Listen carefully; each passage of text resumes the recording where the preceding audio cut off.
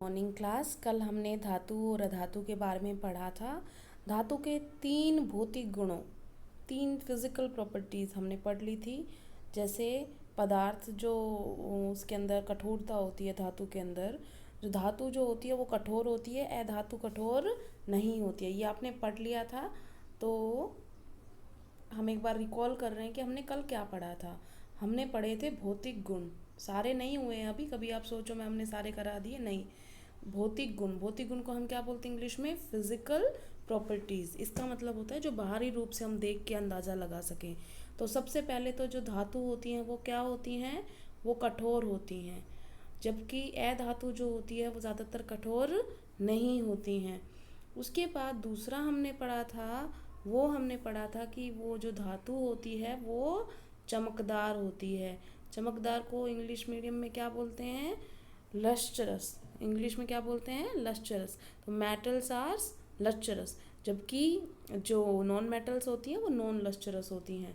तीसरा जो हमने पढ़ा था वो पढ़ा था आघात वर्ध्यता। ये उनके अंदर गुण होता है, आघात वर्ध्यता। आघात मतलब चोट, कि चोट मारने पर धातु जो है वो फैलने लग जाती है और चादर का रूप ले लेती है। मैलेबिलिटी, तो malleability is that property of metal by virtue of which it can be converted into sheets bye beating up. ठीक है, ये हो गया। अब इसके बाद आते हैं हम, देखो ये हमने इतना सारा पढ़ लिया था।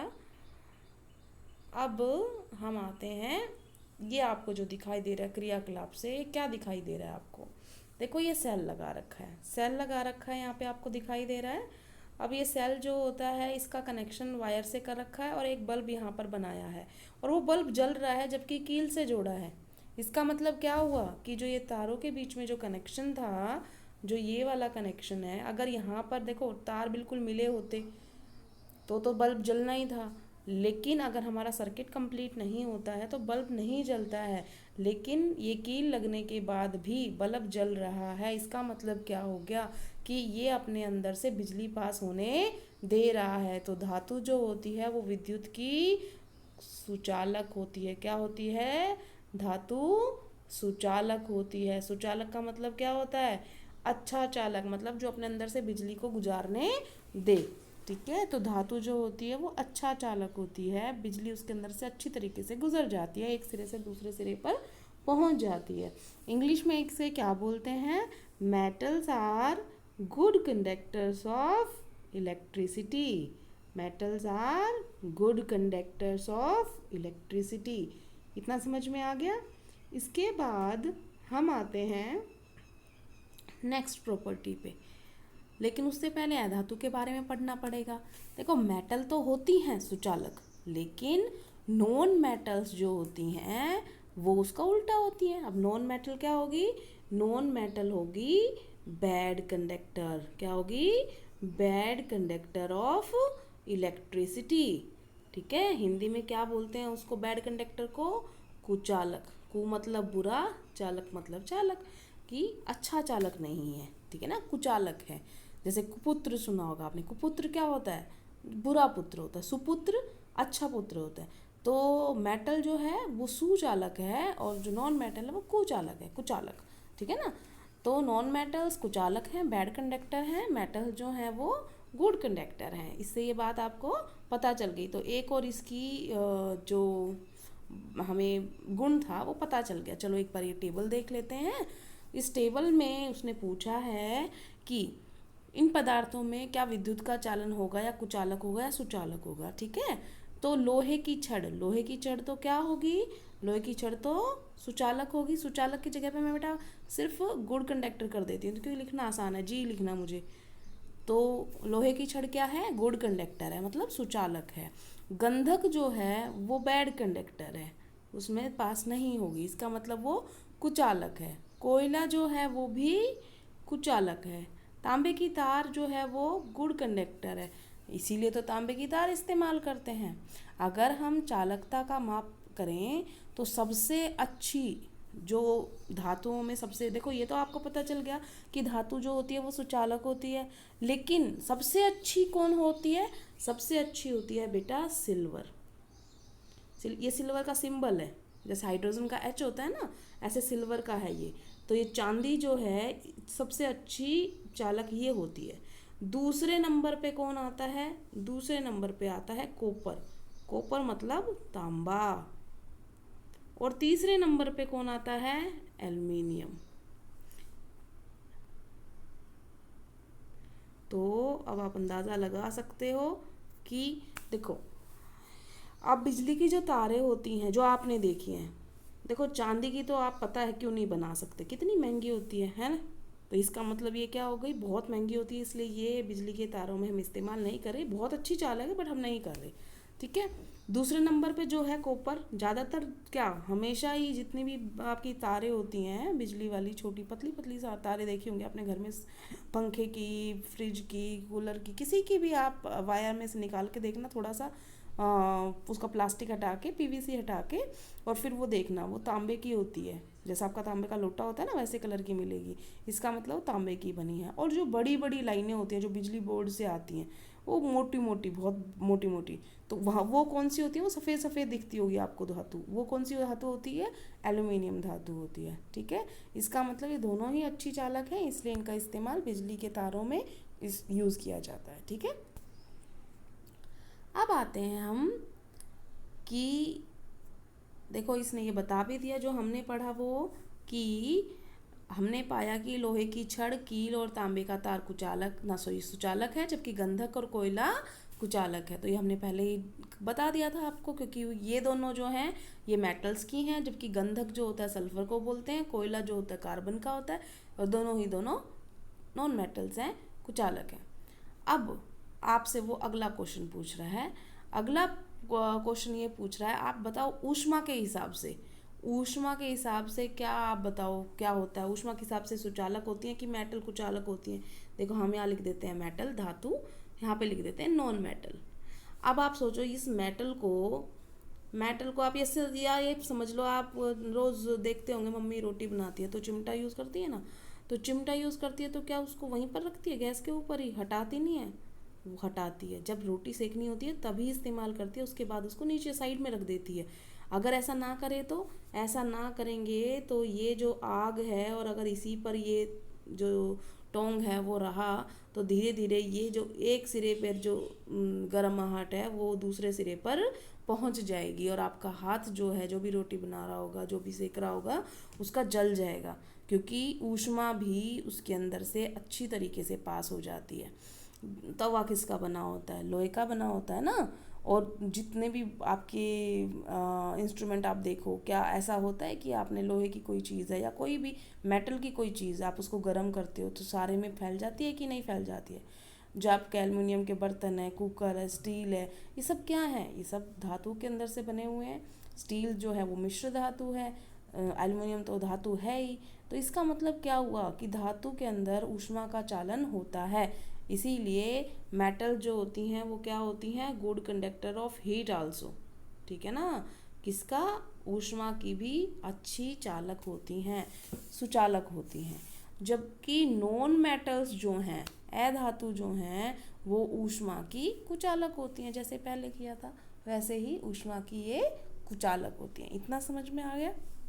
उसके बाद आते हैं हम, ये देखो तन्यता लिख रखा है, एक जगह पे लिख रखा है आपको, ये दिखाई दे रहा होगा तन्यता।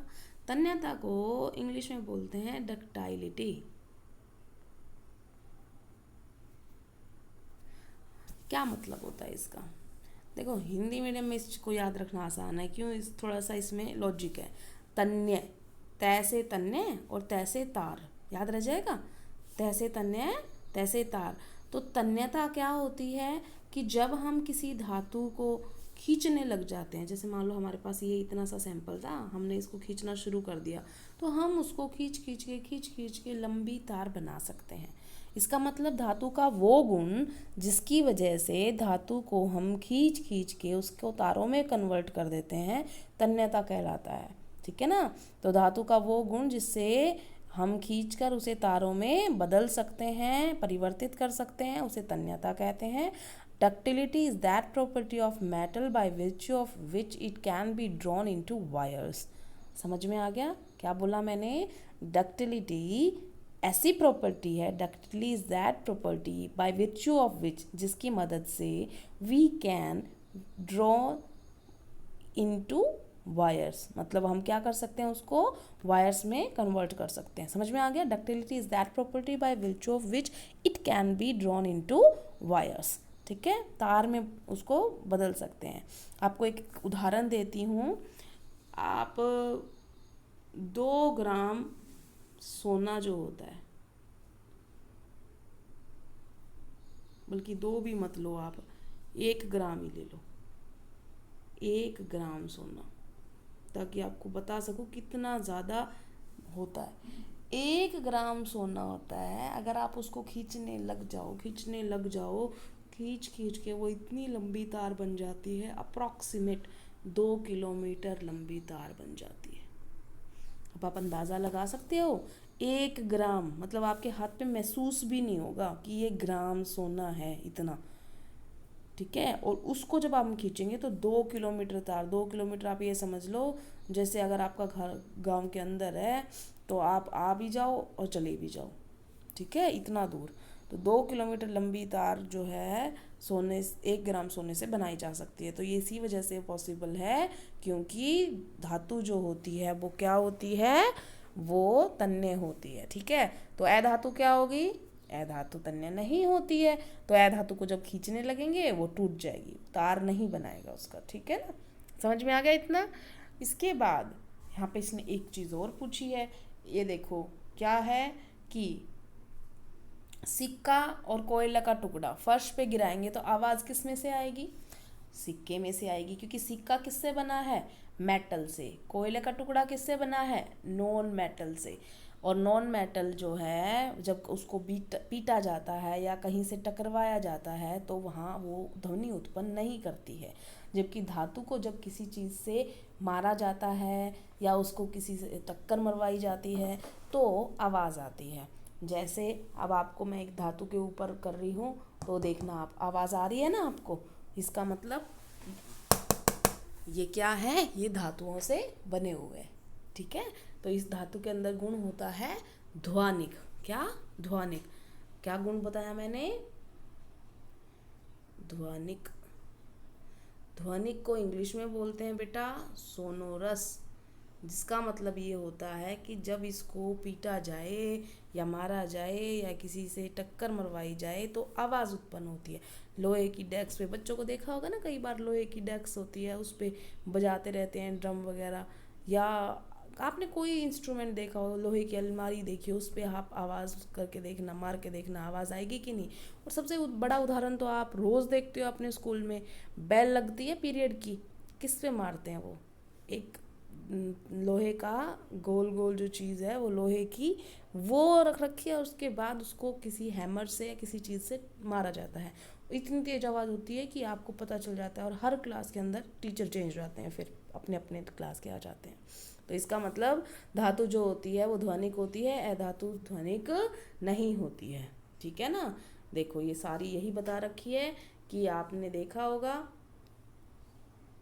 क्या पूछा उसने, क्या आपने मंदिर में लकड़ी की घंटियां देखी हैं, नहीं देखी, तांबे वाली होती है ना। क्यों होती है, क्योंकि तांबा एक धातु है और धातु को जब मारेंगे तो आवाज़ आएगी। ठीक है, अब वो ये पूछ रहा है, ये देखो लिख रखा ध्वनिक।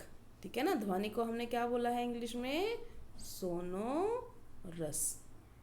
ठीक है, क्या बोलते हैं, सोनोरस। ठीक है, अब आते हैं हम, कुछ और रह गया हो तो, सारे हो गए तो एक बार इन गुणों को एक बार दोबारा से पढ़ लेते हैं, कौन कौन से गुण आए हैं। तो धातु क्या होती है, कठोर होती है, चमकीली होती है, उसमें चमक होती है, जब उसको मारते हैं चोट तो वो बढ़ने लग जाती है, चादर में बना सकते हैं उसको, तो आघातवर्धक होती है। तन्य, तन्य का मतलब होता है हम खींच के उसको तार बना सकते हैं। ध्वनि का मतलब वो ध्वनि उत्पन्न करती है, और ऊष्मा और विद्युत की सुचालक होती है। तो ये धातुओं के गुण हैं। आपको अभी इलेक्ट्रॉन, प्रोटॉन, न्यूट्रॉन के बारे में नहीं पता, नहीं तो मैं एक धातु को कैसे पहचान करें ये बता देती। धातु जो होती है, चलो बता ही देती हूँ, धातु जो होती है बेटा हमेशा जब देखना आप, इलेक्ट्रॉन देगी, वो इलेक्ट्रॉन किसी को देगी, अपने इलेक्ट्रॉन किसी और को दे देगी। ठीक है ना, एक्स्ट्रा होते हैं जो उसके, सारे नहीं देने उसने, जो उसके पास एक्स्ट्रा हैं वो किसी को दे देती है। तो अभी ये आपके आया नहीं है, आएगा तब अच्छी तरीके से समझाएंगे। और ए धातु जो होती है वो इलेक्ट्रॉन लेती है, ठीक है। तो अब ये आपका आ गया, इसमें उदाहरण दे रखे हैं। उदाहरण है आपके आयरन, आयरन मतलब लोहा, कॉपर, कॉपर आपको पता ही है क्या होता है, तांबा बोलते हैं, एल्यूमिनियम, कैल्शियम, मैग्नीशियम, ये सारे धातुओं के उदाहरण हैं। आपको इतना ज़्यादा नहीं है, अगर आपको ये याद नहीं होते आप तो नॉर्मल जो आपको आपके घर में जो बर्तन है ना आप याद रख लो, तांबा होता है, ठीक है, और आपके पास लोहे लोहे लोहे के बर्तन होते हैं, ठीक है, जिंक के होते हैं, कांसा, कांसा सुना, कांसे की थाली होती है। तीन तो यही उदाहरण हो गए। उसके बाद आप आ जाओ, एल्यूमिनियम के बर्तन भी होते हैं, चार हो गए ना। तो ये चांदी सोना देखा होगा, 6 उदाहरण हो गए जो आप डेली यूज़ में देखते हो जिनको। तो आपको ज़रूरी नहीं ये याद नहीं हो तो मतलब होएगा ही नहीं, कुछ और एग्जाम्पल दे ही नहीं सकते, कोई भी दे सकते हो जो आपको याद आए। अब बात करते हैं हम ए धातु की। ए धातु जो ये गुण बताए थे ना, ये सारे के सारे उल्टे कर दो। इसका मतलब धातु कठोर नहीं होती, नरम होती है, ठीक है, और वो चमकदार नहीं होती, मलिन होती है, मतलब चमक नहीं होती उसमें। ये जब उस पर चोट मारेंगे तो आघातवर्धक नहीं होती, टूट जाती है। उस पर आवाज़ करने की कोशिश करेंगे तो ध्वनि प्रोड्यूस नहीं करेगी। ऊष्मा और विद्युत की क्या होती है, कुचालक होती है। ये सारे हो गए, तो वो अधातु होती है। अधातु के उदाहरण आपको बता दिए, सल्फर, कार्बन, ऑक्सीजन, फॉस्फोरस।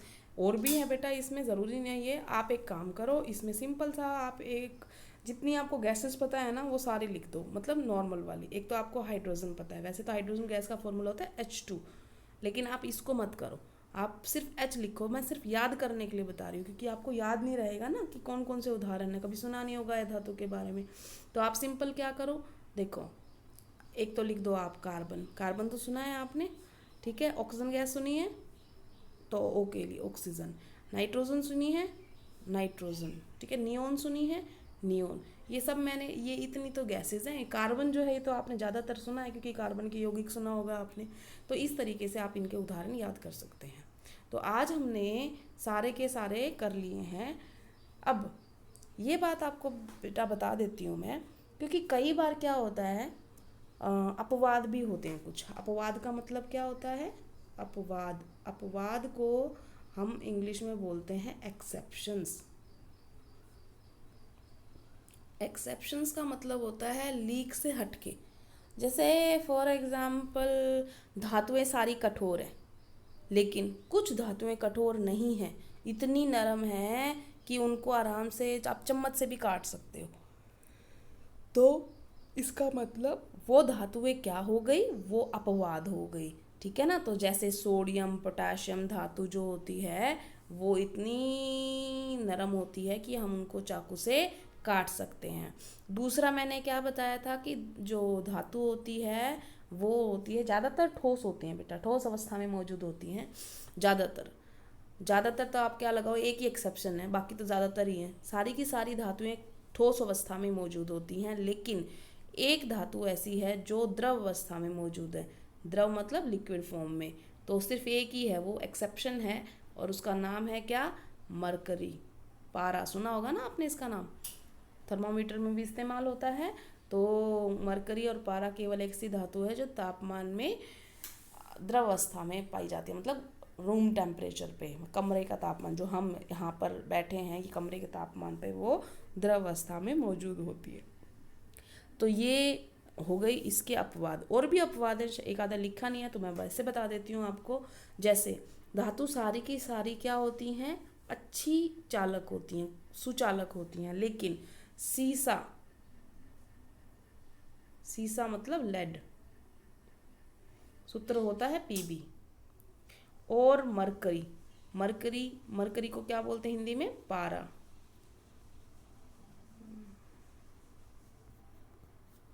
और इसका सिंबल होता है Hg। ये धातु जो होती हैं, दोनों धातुएं हैं, ये बहुत बड़ी कुचालक है। क्या है ये, कुचालक। तो दोनों अपवाद हैं। तो आपको पता चला अपवाद हर जगह पे हैं। तो जैसे धातुओं में अपवाद हैं, वैसे ही अधातु में भी अपवाद होते हैं। कैसे, जैसे मैंने क्या बताया था कि अधातु क्या होती हैं, नरम होती हैं। यही बताया था ना, अधातु क्या होती है, नरम होती है, कठोर नहीं होती। अब मैं आपसे प्रश्न पूछती हूँ, दुनिया में पाए जाने वाला प्राकृतिक रूप से सबसे कठोरतम पदार्थ कौन है? आप सबको पता है, जिसका जवाब क्या है? हीरा, डायमंड। और हीरा जो होता है बेटा सिर्फ और सिर्फ किससे बना होता है? कार्बन से। अभी आपने पढ़ा था कार्बन अधातु होती है, पढ़ा था ना। दुनिया का सबसे कठोरतम पदार्थ हीरा है, जो कि किससे बना हुआ है? एक अधातु से बना हुआ है। तो ये क्या हो गया? एक अपवाद हो गया। ठीक है ना बेटा, जितने भी मैं अपवाद करवा रही हूँ ना, ये ज़रूर लिखना। क्विज वगैरह होती है ना, तो इनमें ज़रूर पूछे जाते हैं ये। अगला मैं बोल रही हूँ आपको, जैसे अपवाद ही पढ़ रहे हैं हम, तो जैसे आपने सुना था अधातु क्या होती हैं? अधातु चमकदार नहीं होती, चमकदार नहीं होती, नहीं होती ना चमकदार। लेकिन आयोडीन है एक, हिंदी में भी बेटा आयोडीन ही लिखना है आपने। आयोडीन जो होता है वो क्या होता है? वो चमकदार होता है, जबकि ये एक क्या है? ये एक अधातु है। ठीक है, अगला अपवाद पढ़ते हैं। एक अपवाद ये भी है कि अधातु जो होती हैं वो कुचालक होती हैं, लेकिन ग्रेफाइट जो होता है, हिंदी में भी ग्रेफाइट ही होता है बेटा, ग्रेफाइट जो होता है वो सुचालक होता है, गुड कंडक्टर होता है। और ग्रेफाइट किससे बना है? कार्बन से। जो आपकी पेंसिल का सिक्का है ना, उसके अंदर से बिजली पास हो सकती है। ग्रेफाइट की तो रोड्स बनती हैं बाकायदा इलेक्ट्रोलाइसिस वगैरह में, सेल वगैरह में। तो इसका मतलब ग्रेफाइट जो है वो सुचालक है, गुड कंडक्टर है, जबकि वो एक अधातु कार्बन से बना हुआ है। तो ये हमने अपवाद पढ़ लिए हैं। ठीक है, तो आज हमने सारी की सारी बेटा फिजिकल प्रॉपर्टीज पढ़ ली हैं, भौतिक गुण पढ़ लिए हैं। कल हम आएंगे रासायनिक गुणों पे। भौतिक गुण हमारे कंप्लीट हो गए हैं, और ये सारे आपको मैं लिखने के लिए भी दे दूंगी, लिख लेना उनको। ठीक है, थैंक यू क्लास।